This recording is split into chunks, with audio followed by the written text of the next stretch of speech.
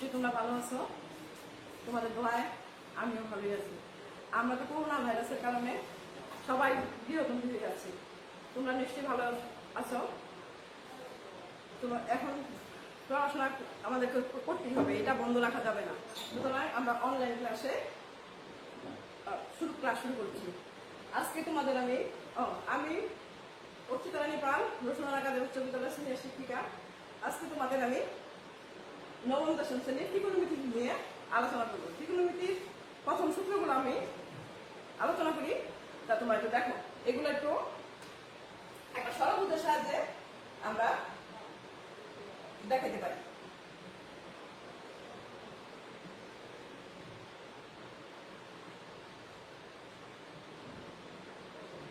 আমরা কি কি অনুপাত পাই? সাইন, কস, টেন, কট,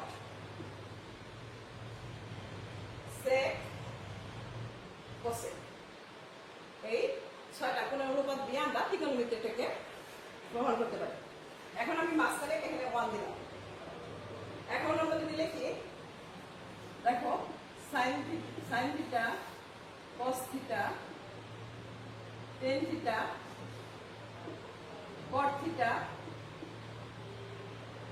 সেক থিটা, কোসেক থিটা। এখন যদি বিপরীত ক্রমে আমি লিখি, তাহলে আমি কি লিখবো? কোসেক, সেক,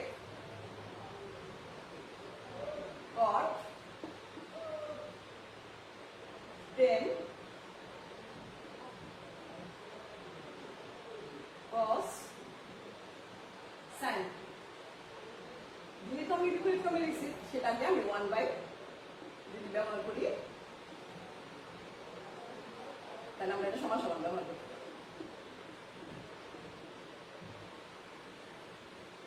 তাহলে সাইন থিটা সমান সমান আমরা কি পাচ্ছি?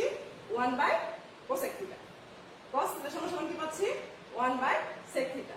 টেন থিটা সমান সমান কি পাচ্ছি? 1 বাই কট থিটা। কট সমান সমান কি পাচ্ছি? 1 বাই টেন থিটা। সেক পাচ্ছি কি? 1 বাই কস। সেক কোসেক সমান সমান কি পাচ্ছি? 1 বাই সাইন থিটা। এটাকে আমরা এই ছয়টা কোণের মান যদি আমরা রাখি, তাহলে আমরা যে কোনো অঙ্ক করতে পারবো। এছাড়া আরো 3টা সূত্র আছে। আমি যদি এখন এগুলো মধ্যে স্কয়ার ব্যবহার করি, sine square plus cos square plus দিয়ে সমান সমান 1। আবার যদি বলি 1 প্লাস কট স্কয়ার থিটা, তাহলে হবে কোস স্কয়ার থিটা। আর যদি বলি 1 প্লাস টেন স্কয়ার থিটা, তাহলে হবে সেক স্কয়ার থিটা। এটা আমরা লিখতে পারি যে sign square theta plus cos square theta সমান সমান 1। 1 প্লাস কট স্কয়ার থিটা সমান সমান কোস স্কয়ার থিটা। আর 1 প্লাস টেন স্কয়ার থিটা সমান সমান সেক স্কয়ার থিটা। এই 3টা সূত্র যদি আমরা মুখস্থ রাখি, আর এই সূত্রগুলো 6টা কোণের মান মুখস্থ রাখি, তাহলে আমরা যে কোনো 9.1 সবগুলো অঙ্কই করতে পারবো। এই আমরা যেমন এটাকে আবার বিভিন্ন ভাবে লেখা যায়, sine square plus cos square সমান সমান 1। এটাকে আমরা লিখতে পারি কস স্কয়ার সমান সমান 1 মাইনাস সাইন স্কয়ার। আবার 1 প্লাস কট স্কয়ার সমান সমান লিখতে পারি কট স্কয়ার সমান সমান কোস স্কয়ার মাইনাস 1। আবার টেন স্কয়ার সমান সমান লিখতে পারি সেক স্কয়ার মাইনাস 1। এইভাবে আমরা এক একটা সূত্রকে ঘুরে ঘুরে লিখতে পারি। আজকে আমি এই অধ্যায় থেকে 2টা অঙ্ক করে দেখাচ্ছি।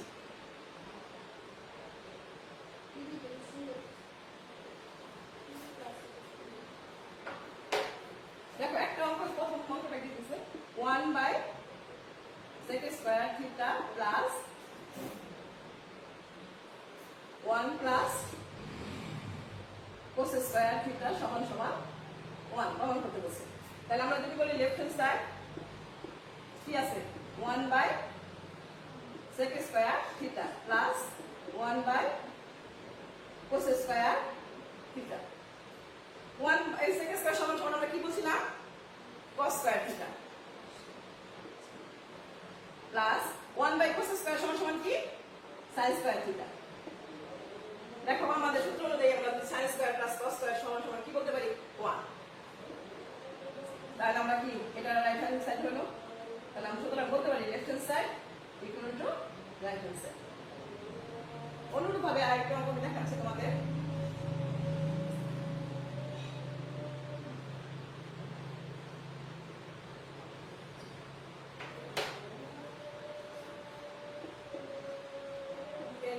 Plus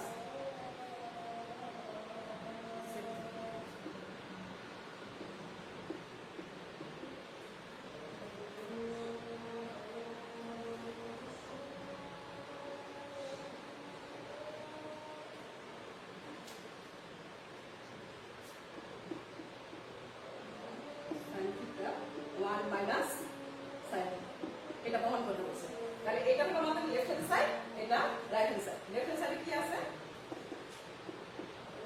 tan theta plus sec theta whole square. tan theta সমান আমরা কি লিখতে পারি sin theta by cos theta.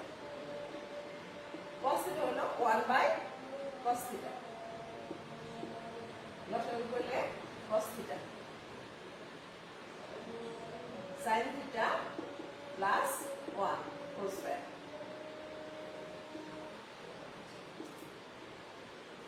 আমি যদি এভাবে লিখি 1 plus sin theta whole square cos square theta.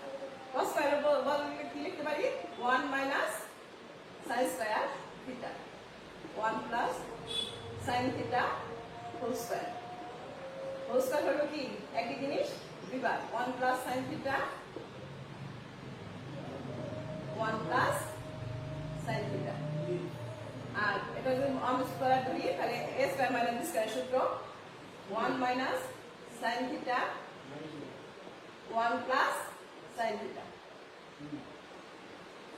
তাহলে 1 plus sin theta 1 minus sin theta, যেটা আমার রাইট হ্যান্ড সাইড প্রমাণিত হয়ে গেল।